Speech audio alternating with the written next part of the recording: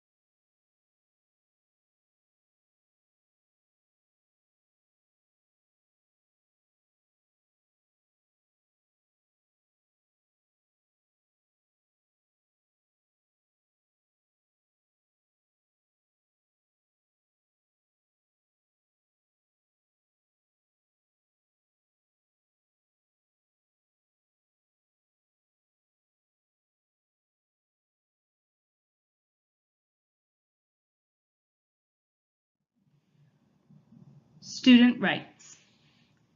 The act of isolating or restraining a student violates their 14th Amendment rights.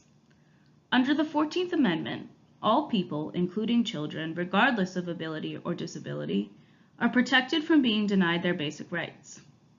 These rights include freedom to express yourself, freedom to worship as you wish, right to a prompt, fair trial by jury, right to vote in elections for public officials, right to apply for federal employment requiring U.S. citizenship, right to run for elected office, and most importantly, freedom to pursue life, liberty, and the pursuit of happiness. Current methods of practice. Disciplining students with disabilities can be a tricky subject. Generally, educators cannot punish students when the instance has occurred as a result of their disability. However, students may be disciplined for behavior not associated with their disability. In these instances, regular discipline policies should be followed.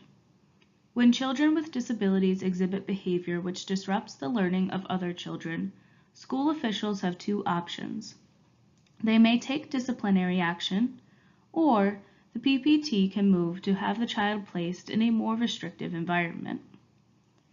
In instances where suspension or expulsion are considered, a hearing must take place to determine whether or not the behavior was a manifestation of the student's disability. While this process is taking place, the child must remain in their current educational environment.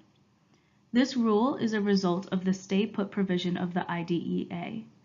The only instances in which this can be waived is if the student is at risk for harming themselves or others and is only temporary, up to 10 days.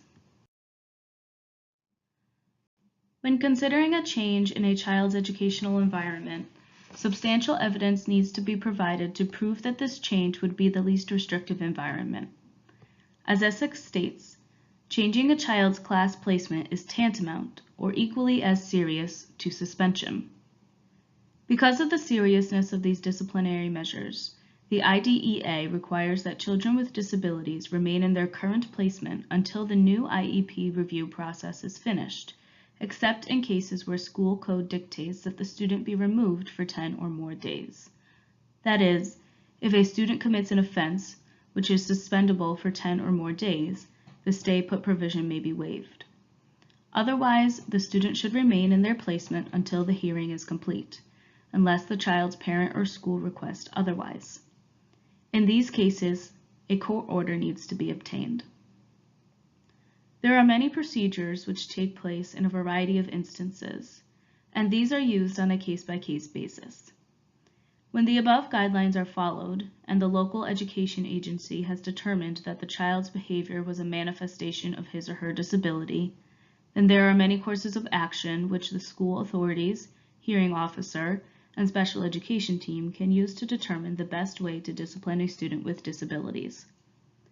Students with disabilities need to be provided support services to be as successful as possible.